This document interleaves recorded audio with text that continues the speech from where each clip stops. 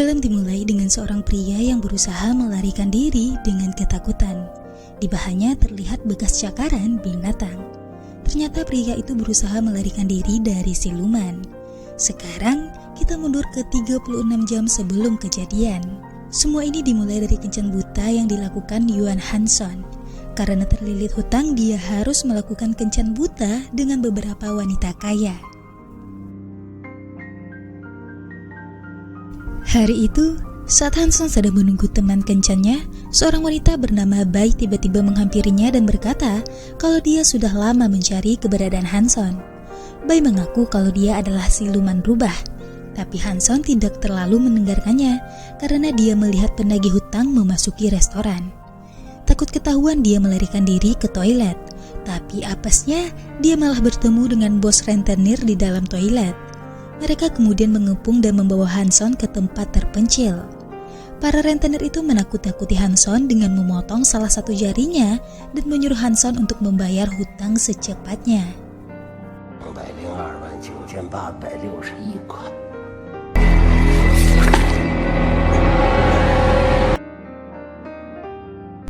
Setelah kejadian itu, dia kembali ke rumah dengan diawasi anak buah rentenir. Tapi ternyata Bai juga mengikutinya sampai ke rumah. Bai dengan gigih mengaku kalau dia adalah rubah yang diselamatkan Hansson saat dia kecil. Tapi Hansson masih tidak mempercayai gadis itu. Untuk membuktikan perkataannya, Bai meminum alkohol untuk membangkitkan emosinya. Dan ya, gadis itu berubah menjadi rubah di awal film tadi. Rubahnya cukup imut, tapi siapapun pasti akan ketakutan ketika melihat ukurannya. Begitu juga dengan Hansson yang ketakutan dan segera kabur dari sana.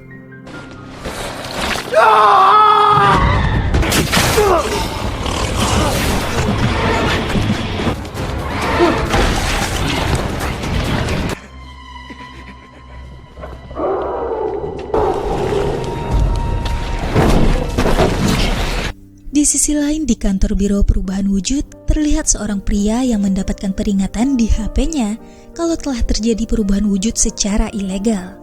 Memasuki sebuah ruangan, mereka menemukan lokasi kejadian dan segera pergi ke sana. Sementara itu, Hansson yang berusaha melarikan diri dari kejaran rubah terjatuh dari atas rooftop. Untungnya, pria tadi datang tepat waktu dan menangkapnya. Hansson pingsan karena syok. Dan pria itu melepaskan lalat untuk menghilangkan ingatan semua orang tentang kejadian ini. Saat lalat itu hendak menghilangkan ingatan Hansson, Bai datang dan menghancurkannya. Bai yang sedang sadar marah karena mereka ingin menghilangkan ingatan Hansson tentangnya. Setelah itu pingsan. Hong membawa Bai bersamanya dan meninggalkan Hansson di sana.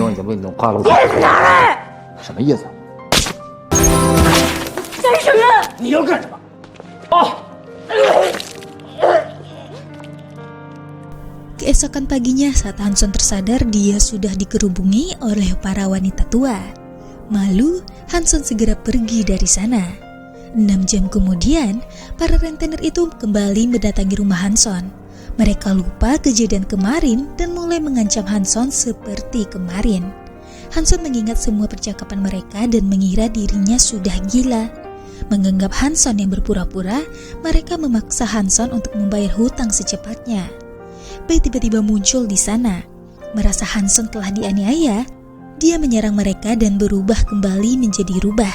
Melihat ini, mereka semua berlari ketakutan.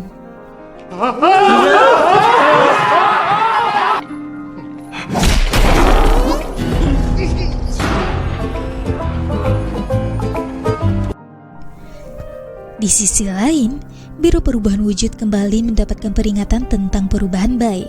Mereka takut Komisaris Yun akan marah karena Bai selalu membuat masalah. Yang dibicarakan panjang umur, Komisaris Yun mendatangi biro dan memarahi kelalaian mereka.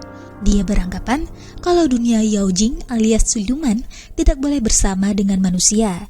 Tapi salah satu wanita di sana menanggapi kalau di Amerika kasus Batman bahkan sudah difilmkan. Mendengar itu, Komisaris Yun menangkapnya dan menyuntikkan cairan yang membuatnya menggila dan menembaknya hingga berubah wujud menjadi bentuk aslinya alias kucing sebagai hukuman karena membunuh.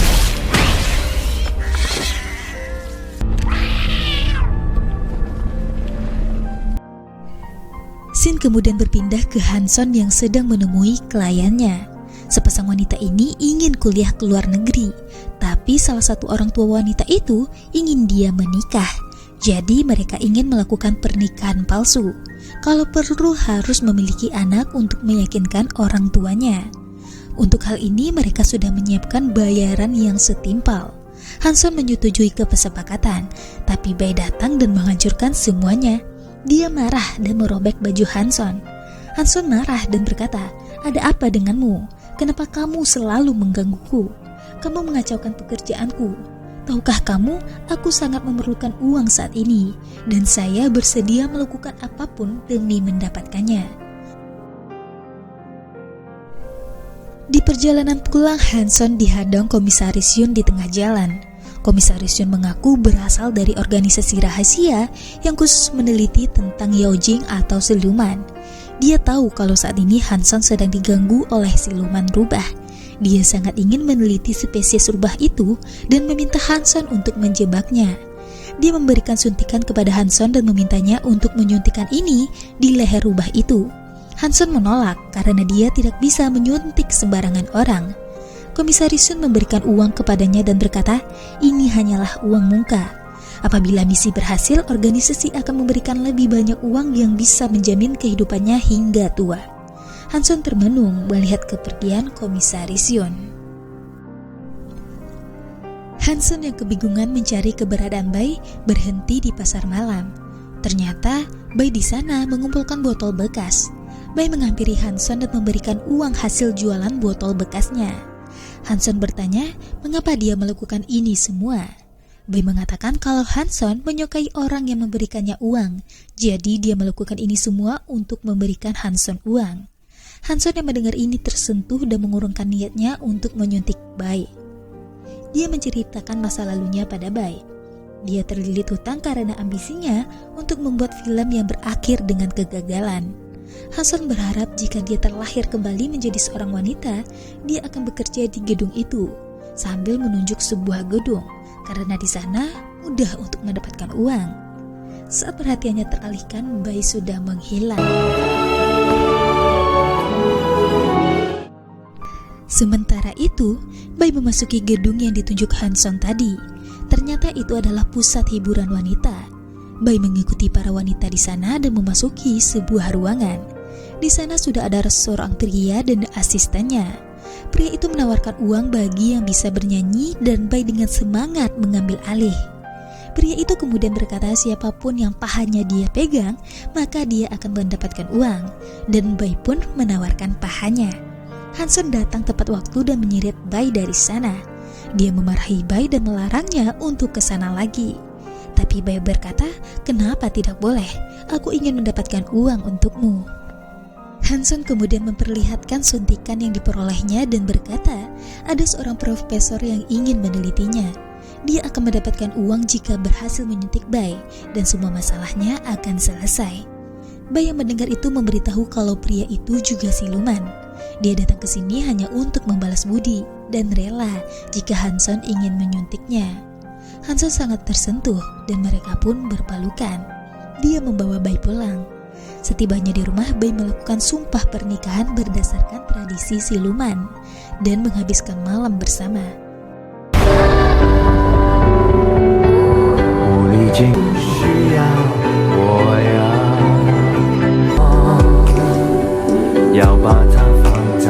Bai terbangun dari tidurnya saat telepon Hanson berbunyi. Ternyata itu adalah ayahnya Hanson yang menanyakan keberadaan anaknya. Sementara itu Komisaris Yun dan bawahannya juga memasuki gedung tadi. Dia membius semua orang dan memasuki ruangan Bai tadi. Dia membuat semua orang pingsan kecuali asisten pria tadi. Ternyata wanita itu adalah siluman kupu-kupu. Komisaris Yun memberikan hukuman karena bersekutu dengan manusia dan menyebarkan isu perdamaian antara manusia dan Yaojing. Dia memberikan wanita itu pilihan. Jika ingin terbebas dari hukuman, dia harus membuat pengakuan kepada seluruh Yaojing kalau dia telah dianiaya oleh manusia. Tapi wanita itu menolak dan Komisaris Yun membunuhnya. Setelah itu dia pergi mengepung rumah Hanson. Mereka tahu telah dikepung keluar menemui Komisaris Yun. Komisaris Yun mendakwa Bai karena telah melakukan berbagai tindakan ilegal dan akan menangkapnya. Hong datang tepat waktu dan membantu mereka melarikan diri.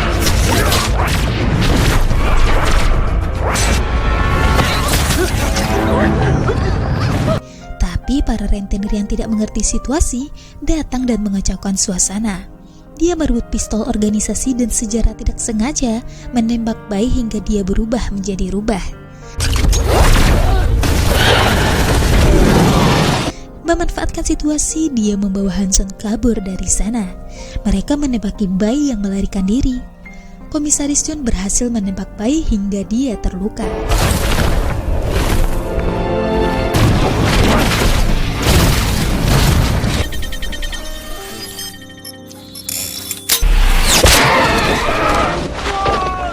Sebelum pingsan, Bai menelpon seseorang. Setelah itu, seorang wanita datang dan membawa mereka bersamanya. Di mobil, dia mengobati Bai yang terluka. Sementara itu, Komisaris Yun yang kehilangan jejak mereka mendatangi ayah Hanson dan dijadikan untuk sandra. Kembali ke Hanson, wanita tadi membawa mereka ke lokasi syutingnya dan menyuruh mereka untuk menyamar sebagai figuran. Sementara itu, Komisaris Yun akhirnya sampai di lokasi syuting.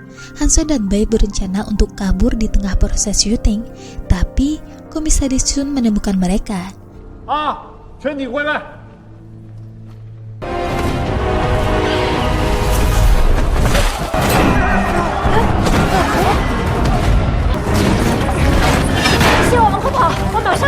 Dia menjadikan ayah Hanson sebagai sandera untuk menahan kepergiannya.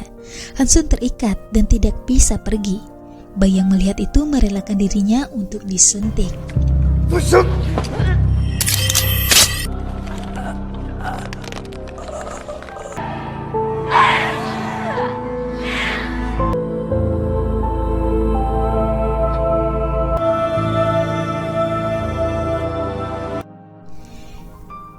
Tiga bulan kemudian, Hanson masih terpukul atas kepergian Bai. Dia mencurahkan isi hatinya kepada ayahnya. Sang ayah mengatakan, kamu harus menemukan sang informan. Hanson heran siapa informan itu. Tapi dia melihat rekaman video call ayahnya dengan Bai dan semakin bertekad untuk menemukan keberadaan Bai apapun resikonya. Dia pergi mengunjungi rumah di mana dia bermalam dengan Bai. Di sana dia menemukan Hong, orang yang menolong mereka untuk kabur. Hong marah melihat Hanson baru muncul sekarang. Hanson juga menyesal dan meminta maaf. Dia bertanya di mana Bai sekarang. Hong berkata sudah terlambat. Dia sekarang di penjara dan akan mendapatkan hukuman mati. Dia kemudian memperlihatkan berita gosip di dunia persilumanan. Berita itu berisikan informasi tentang Bai. Saat ini dia dalam kondisi gila setelah disuntik racun oleh kekasih manusianya. Hanson berkata, dia rela melakukan apapun untuk menolong Bai. Hong membawanya ke restoran. Pemilik restoran itu berhutang budi kepadanya dan bisa membantu mereka. Pemilik restoran itu membuat topeng dari tepung dan menempelkannya pada wajah Hanson. Setelah itu, wajah Hanson berubah menjadi Komisaris Yun.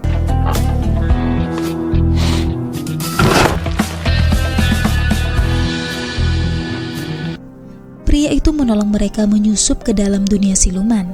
Dengan kendaraan kulkas yang berubah menjadi roket, mereka akhirnya sampai di markas pusat rehabilitas para siluman.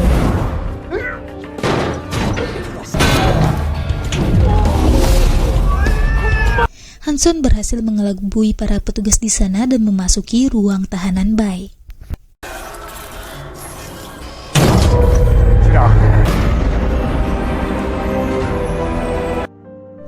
Di sana, dia melihat Bai dalam kondisi diikat dengan rantai. Kondisinya sangat memprihatinkan, wajahnya sangat menakutkan.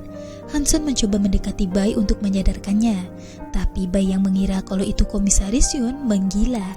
Hanson melepaskan topengnya dan berkata, ini adalah aku.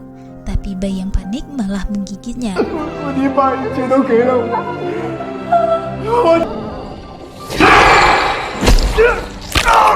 Di sisi lain, Komisaris Yun yang asli akhirnya sampai. Hong menyuruh Hanson untuk bergegas karena waktu mereka sudah habis.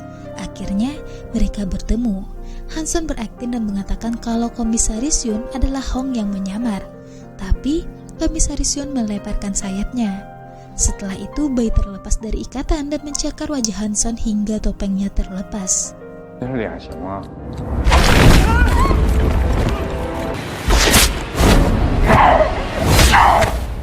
Di tengah suasana yang genting, para rentenir keluar dari bawah tanah. Ternyata mereka ditahan oleh Komisaris Yun dan anak buahnya. Salah satu dari mereka kabur dan melepaskan saklar inti yang mengunci para tahanan. Para tahanan yang korban Komisaris Yun keluar dan mulai menyerangnya. Semua ini disiarkan langsung oleh penyiar gosip dunia siluman.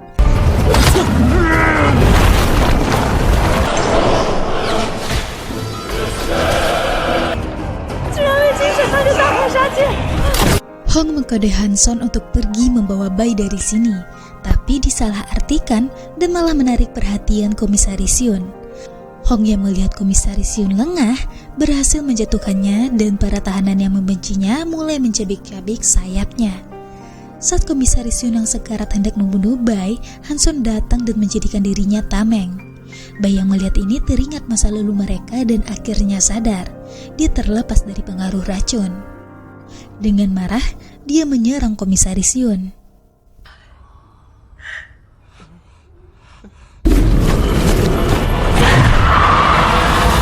Scene kemudian berpindah ke Hong yang diangkat menjadi komisaris baru. Dia mengesahkan hubungan antara siluman dan manusia. Sedangkan Komisaris Yun divonis berkepribadian ganda dan ditahan. Di akhir film, terlihat Hanson dan Bai yang berada di dalam kereta bawah tanah. Mereka hendak mengunjungi keluarga Bai. Hanson penasaran akan seperti apa keturunan manusia dan siluman. Bai mengatakan mungkin mereka memiliki 6 tangan dan 3 kepala. Film ditutup dengan narasi anak mereka yang diberi nama Destiny atau takdir, karena keluarga mereka telah ditakdirkan bersama dan berakhir dengan bahagia.